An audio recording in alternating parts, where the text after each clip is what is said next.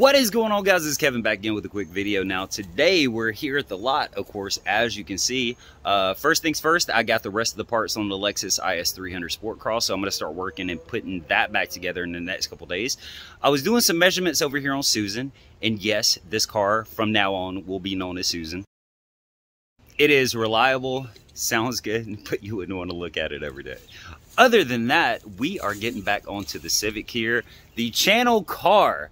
Now, I've been talking with a guy on Marketplace for the past, I don't know, day or two about some stuff that he has. I talked him down to $100. $100. Oh my God. I am never going to financially recover from this. Now, I'm not going to tell you what it is right now, but I'm going to take you guys with me to see if we can get this stuff for $100, if it's going to be worth it. It is an eBay kit.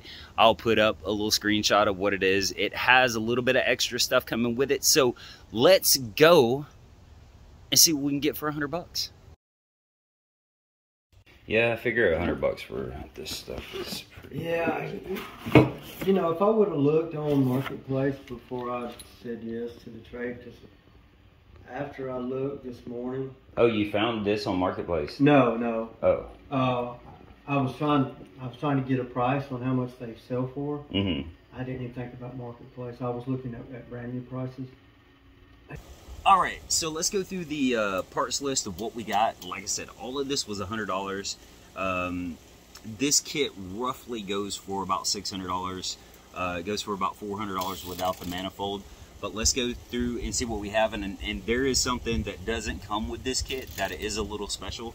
And it's one of the biggest reasons that I kind of jumped on this deal. So let's see what we got here. First thing we have is an intercooler. And of course a smaller intercooler, and this is perfect. It's a top and bottom bracket mounting. This is going to be super easy to mount behind the factory front bumper. I might have to do a little trimming on the bumper once I get it, but the good thing is I don't have a bumper for it yet, so maybe if I get an aftermarket bumper I won't have to do any trimming. But this is the perfect size intercooler, and it's black. If you ever watch Mighty Car Mods, you know that black intercoolers actually are a little bit more efficient when it comes to dissipating heat, but you know, that's on like a micro level. And as you can see, we got all the piping with it and the actual clamps. Now these clamps, most of the time when you get eBay clamps or in a kit, cheap Chinese kit, these clamps are terrible. But if you're only running about 6 psi, 6 to 10 psi, you shouldn't have a problem.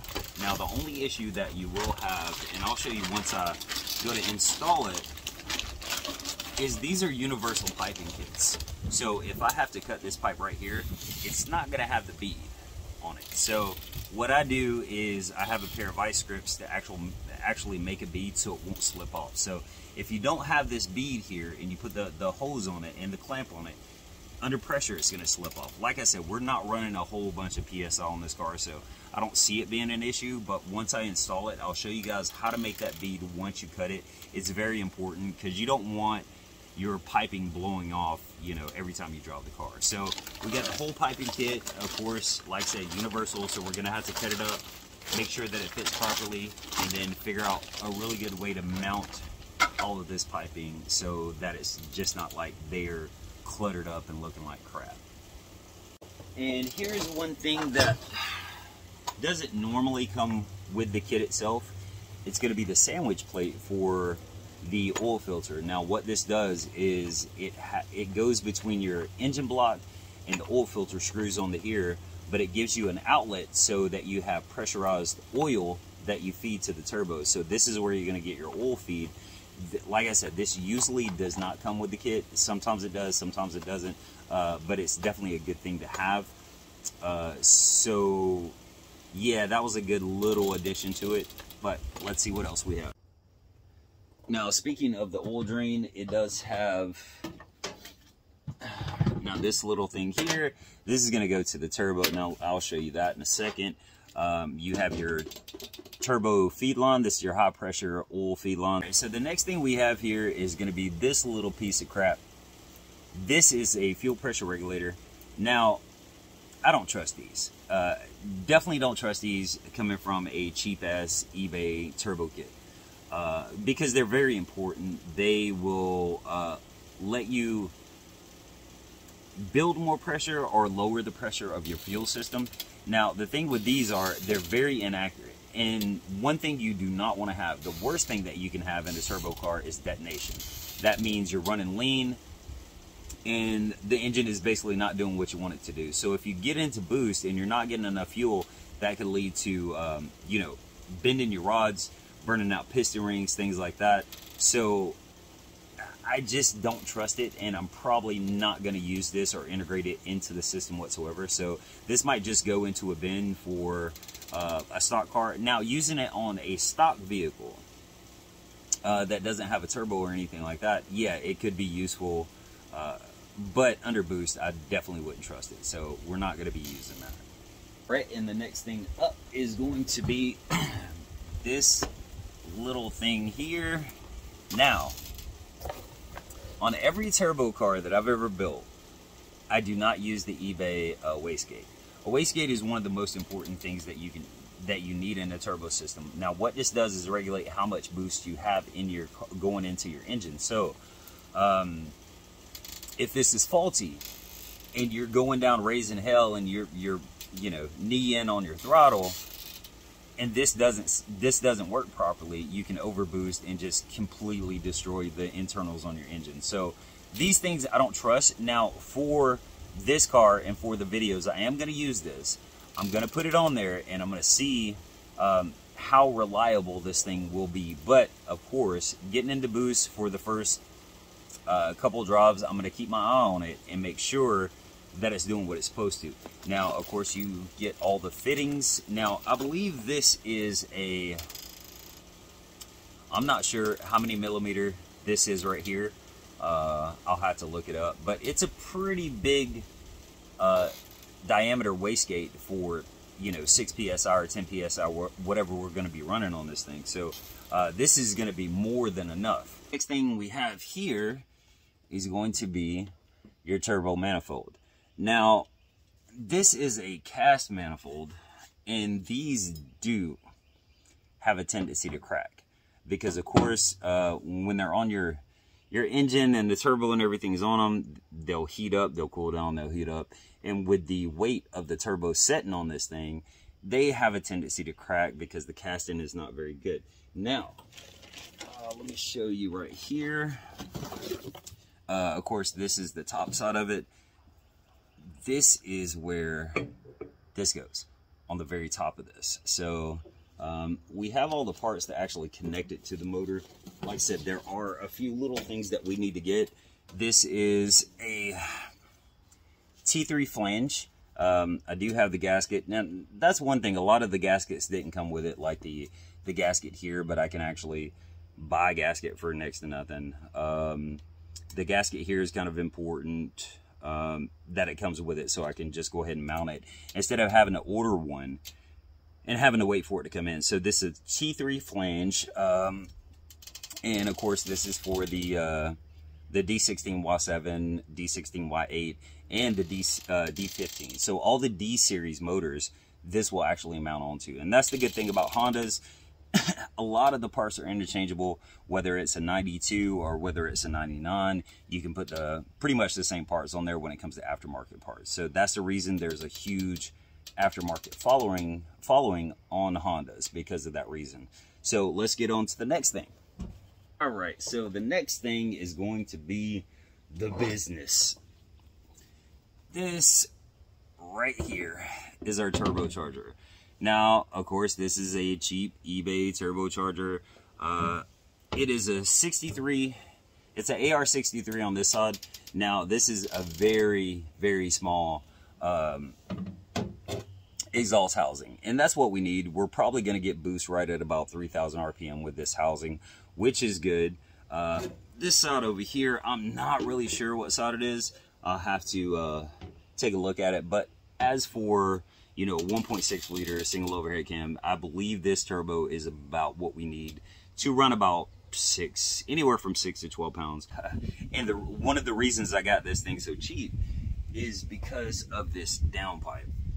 this downpipe makes no sense whatsoever, because the way that this downpipe is. Now, I know you guys are going to say, oh, well, you can, you know, turn the houses and adjust the housing.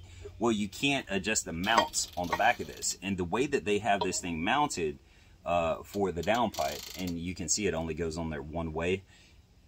The direction of this pipe here is going to be pointed directly at the radiator. Okay, let's move on to the very last thing that came in this kit, and one of the biggest reasons that I bought the thing in the first place is going to be this right here. Now, this is a Vortec fuel management unit. Now, don't take that and get a little bit confused, because it is the exact same thing as fuel pressure regulator, without, of course, the gauge on it. Now, if you don't know what these are, and these are Vortec is high quality. So this unit itself goes for about $249. So considering I paid $100 for the entire kit, I could not pass up the deal.